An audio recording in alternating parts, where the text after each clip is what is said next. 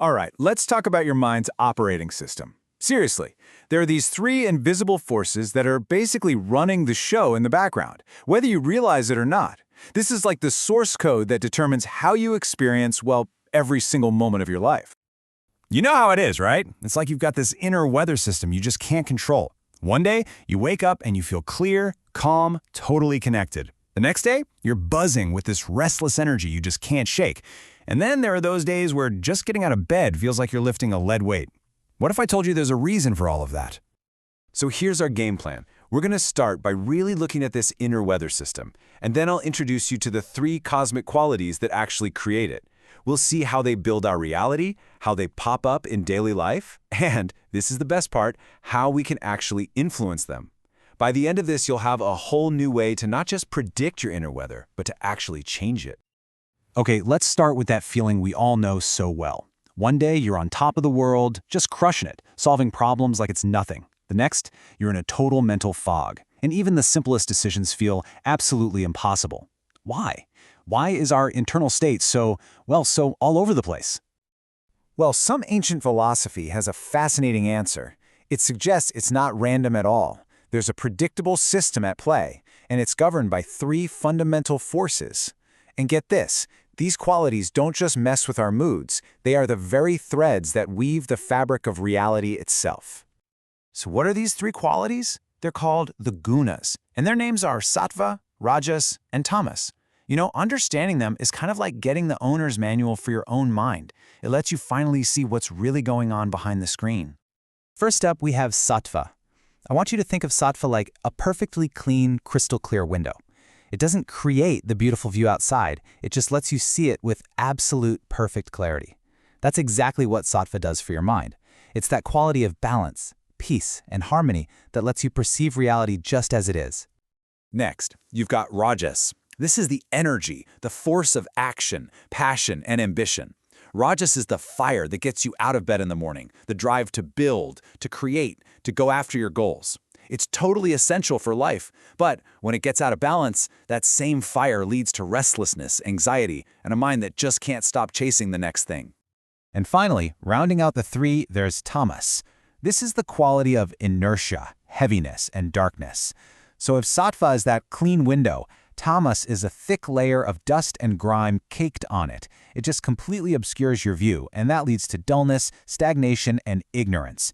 It's that feeling of just being stuck. So when you see them all laid out side by side like this, the contrast is, well, it's striking. Sattva reveals, Rajas acts, and Tamas conceals. One brings you peace, one brings passion, and the other one brings apathy. And here's the thing. Every single moment of your life is a totally unique, dynamic blend of these three forces. Now hold on, because here is where this whole idea just explodes from a cool psychological tool into a really profound worldview. The Gunas, they aren't just in your head. According to this philosophy, they are the literal building blocks of the entire cosmos. Okay, think of it like this. There's one pure underlying consciousness, right? When that consciousness is filtered through the super clear lens of Sattva, it shows up as the organizing intelligence of the entire universe. But when that same consciousness is filtered through the active, fiery lens of Rajas, it becomes us, individual, thinking, feeling beings. And when it's filtered through the heavy, dense lens of Tamas, it becomes the solid physical world that we can see and touch. I mean, just let that sink in for a second. Your mind, your body, and the world you're perceiving right now are all made of the exact same stuff: consciousness. We're just viewing it through different combinations of these three fundamental lenses: clarity, action, and inertia. So if these cosmic forces are really building our reality, how do they actually show up in our everyday lives? Well, once you know what you're looking for, I promise, you'll start seeing them everywhere, in yourself and in everyone around you. Let's just take your perception as an example. When your mind is mostly sattvic, it's like a perfectly still, tranquil lake, reflecting the world clearly exactly as it is. In a rajasic state, it's more like a carnival mirror. Everything gets amplified and distorted for excitement. And when you're in a tamasic state, it's like trying to see through that dusty window again. The view is foggy, it's unclear, it's just meh. And you see it in the way we talk, too. It's so obvious once you start listening for it. A sattvic mind produces words that are truthful, helpful, and kind. When Rajas takes over, speech can become super rapid-fire, maybe a bit argumentative or boastful. And coming from a tamasic state, communication just breaks down. It might be harsh or mumbled or not much more than a grunt. Our words are literally a printout of our inner state. Now, I know what you might be thinking. This sounds like we're just puppets, right? And the Gunas are just pulling our strings? But here is the most empowering part of this entire idea. We are not just victims of this cosmic dance. We can actively choose to influence our own inner state. And that right there is the key takeaway.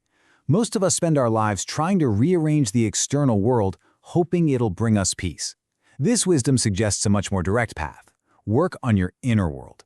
Instead of chasing some fleeting happiness out there, cultivate lasting clarity by raising your sattva inside. I love this way of looking at it. Think of your awareness as a light source. The choices you make, the food you eat, the stuff you watch, the people you hang out with, they all directly affect that light. Sattvic choices, they act like clear, bright sunlight, illuminating everything with wisdom. Rajasic choices are like a flickering fire. Yeah, they provide energy, but it's unstable and it casts all these dancing shadows. And tamasic choices, they just create a smoky haze, veiling the beautiful light of your own consciousness. And that brings us to our final and maybe the most profound shift in perspective. So after understanding the weather, the forces that create it, and how to influence it, we can ask the ultimate question. Who are you in the middle of all this? This is such a powerful metaphor. Think about it.